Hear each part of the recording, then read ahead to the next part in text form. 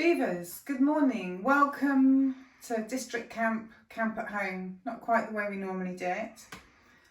But for this part of the day, as you're going to have such a very busy day, at the end of which you'll be rather hungry, I thought I'd show you how to make a complete meal, and we're going to have a go at making a pizza.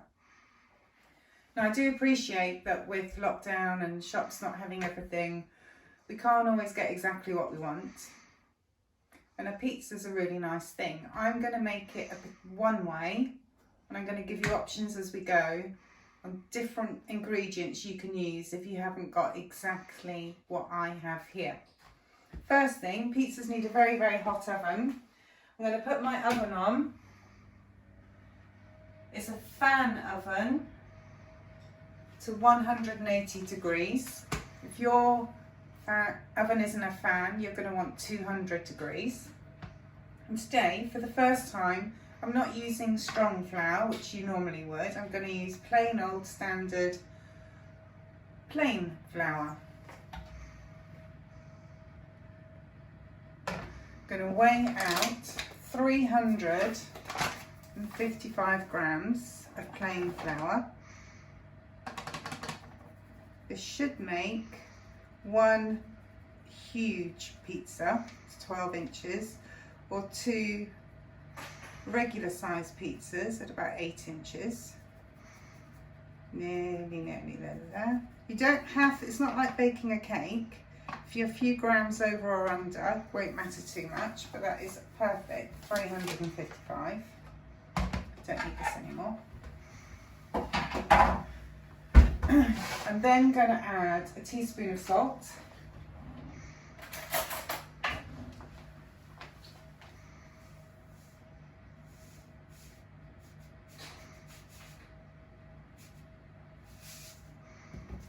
and how do I get in? Oh, there it is. Not nice on the fingers. 3 teaspoons of baking powder. This is not a traditional method of doing pizza, but I believe it does work, and we don't need to knead it and rest it, which is quite nice. I've got 7 fluid ounces of water. I'm going to want a tablespoon of olive oil.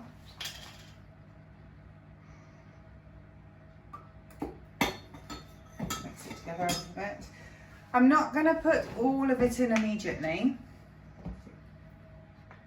because making a dough is a funny thing, depending on the weather and how much moisture is in the air. You sometimes need more water, sometimes less. I'm just going to mix this all together to get quite a stiff dough. I've never made pizza this method before. Now, traditionally, you would have strong flour, which is bread flour, 355 grams. It's very sticky. You would still have a teaspoon of salt.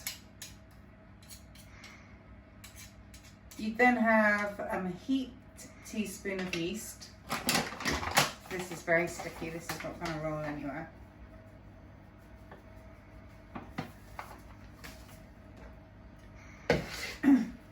And you'd have warm water and olive oil, and the water needs to be warm because yeast is a living thing, to what they call activate the yeast, to get it to start respiring, really. Their version of our breathing. If flour is not an option for you, normal flour, and you have a gluten intolerance, you can do this with gluten-free flour, but the recipe for that is a little bit different. You'd want 400 grams of the gluten-free flour. I'm just bringing this together with my hands as I talk to you. It's still a little bit sticky, still not going to quite roll out, but it's almost there. With the gluten-free flour, you're going to want 2 teaspoons of caster sugar, 2 teaspoons of a gluten-free baking powder, again a teaspoon of salt. You want more olive oil, you're going to want 5 tablespoons of olive oil, and a heaped teaspoon of xanthan gum. Those of you that are gluten-free will know all about the xanthan gum. It seems to go into a lot of things that you bake when you're baking gluten-free. This is nearly right. Now if you're doing this the traditional way with strong flour, once you've brought it together, you need to knead it for 5 to 10 minutes, which is a very good workout and very good exercise. And once you've kneaded it, you can either use it straight away and get a nice thin crispy pizza, which is what we'll get I think today, or you can cover it with a clean tea towel and leave it somewhere warm for 15 or 20 minutes and it will grow and get big. And then when you roll it out from then, you can get a thicker, deeper, deep pan type pizza crust. Here we go.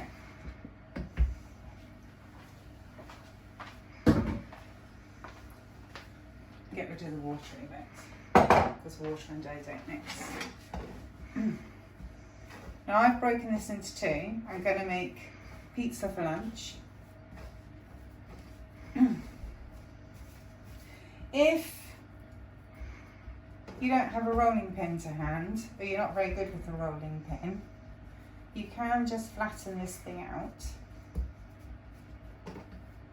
You want to keep turning it and moving it so that you don't stick to the countertop and end up having to scrape it off in a heap and starting again. You want it really quite thin. In Italy they don't roll it at all, they do some hand tossing, spinning thing a bit like this, and I have watched them do it, and how they get that into a perfectly thin and round pizza I do not know. I did try it and it was quite disastrous, so I won't do that today.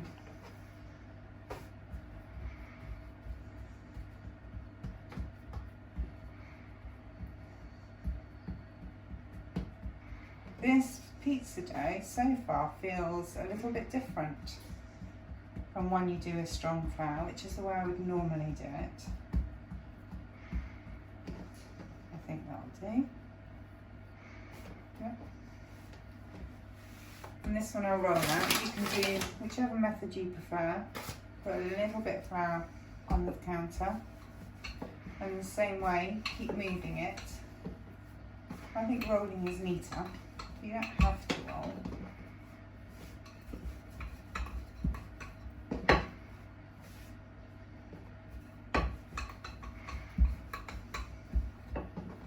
And the really lovely thing about making your own pizza, you can have on it whatever you like. My daughter likes broccoli on hers, but I'm doing this with what I've got at home, and I don't have any broccoli in the fridge at the minute, so she'll have to make do without. But it's really quite thin. But as you can see, it doesn't really matter.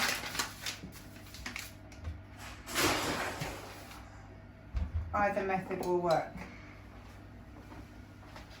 I'm just going to wash my hands because they're a little bit floury. And of course, I did wash them well with soap before starting.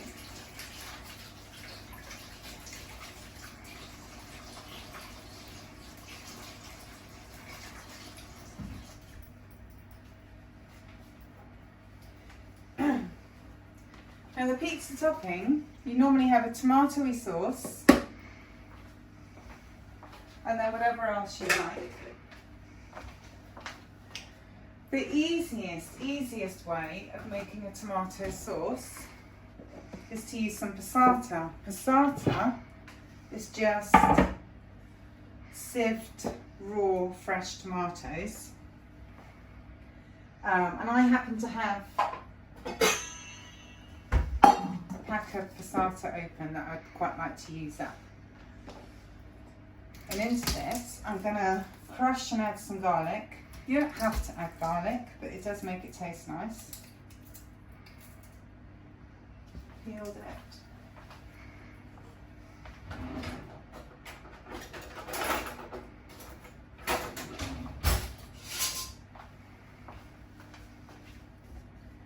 Chop it first.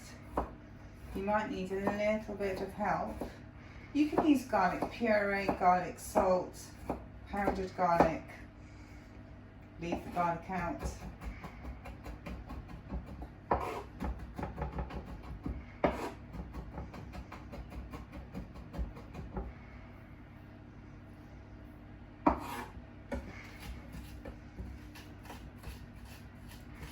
When you crush it, you release a lot of sort of garlic juice.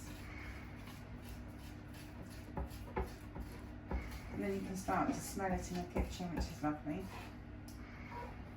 Okay, garlic. I'm going to add in my passata. Not a huge amount, it's all I've got left. You can add some tomato puree if you like. For a sweet one, you can add some tomato ketchup. And a little bit of fresh basil. If you don't have any fresh herbs, that's fine too. You can use dried basil, dried oregano. You don't have to have herbs. It's whatever you've got and whatever you like. If you don't have any passata, you might have a jar of plain tomatoey pasta sauce, or a pizza topping sauce in a jar. You can use that. If you haven't got that, you might have a tin of tomatoes or some fresh tomatoes. Put the tin of tomatoes in a saucepan, add some puree, a little bit of sugar, a little bit of salt.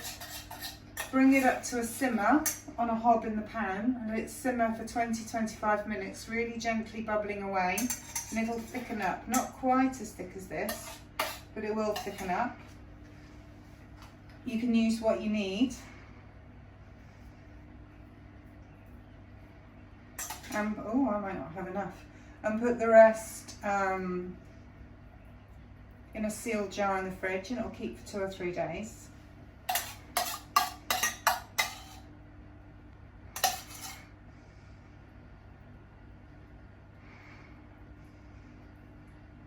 You don't want to spread it right to the edge.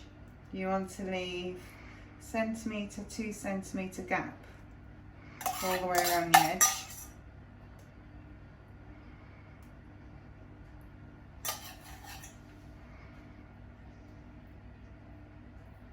Oh, I think that was just about right. And that's one little thing used up that was just sitting in the back of my fridge.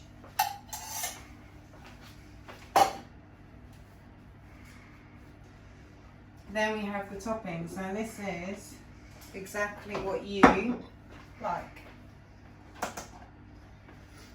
I'm going to make one for my daughter, who likes lots and lots and lots of cheddar cheese.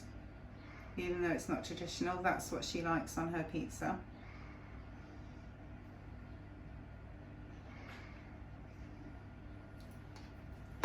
And some ham.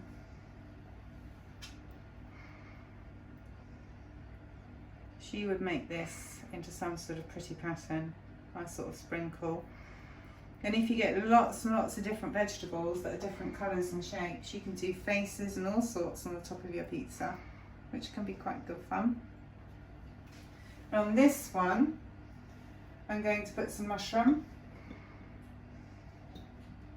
because that's what I like.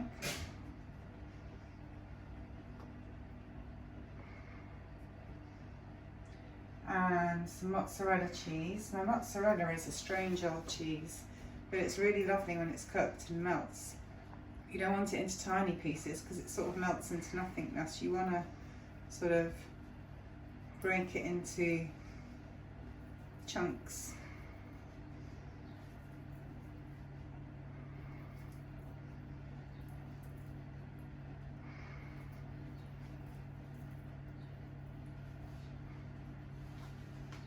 that will do, and some tomato. By this time, your oven should be lovely and hot, and a little bit of basil. Just sort of shred a couple of leaves.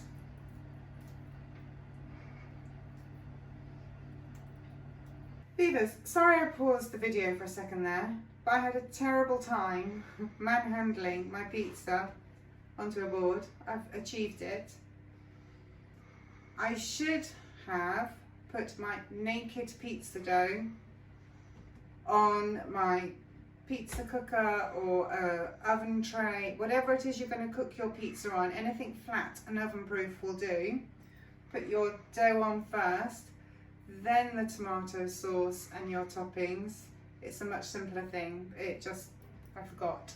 Anyway, they go into the oven.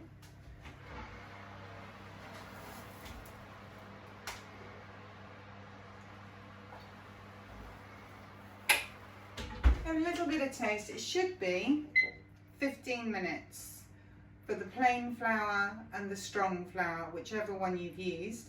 If you have made a gluten-free one, it'll probably do a little bit quicker, so start checking at 10. But whilst we're waiting for 15 minutes and with the pizza to do, we can wash everything up. If you're doing this early in the day and you've got more Beaver activities to do, you can just pop it in the fridge and cook it whenever you're ready to eat. It'll just be 15 minutes in a preheated oven. But I'm going to wash up and I'll show you what the pizzas look like when they come out of the oven. Beavers, I've washed all my stuff. My timer hasn't quite gone off. I've got a minute and a half to go. If I peek through the door, and I think they're done.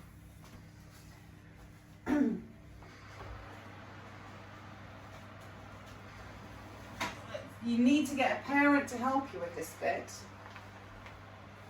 But we have a little bit different from when I make pizzas normally with strong flour and yeast, but it's very quick, it's very easy, and when I put this on the post with a proper list of ingredients and everything for you in case it was too quick as I was speaking, I'll let you know what the family thought of the eating. Enjoy your district camp at home, and I hope you have a lovely supper. Thank you very much. Bye bye.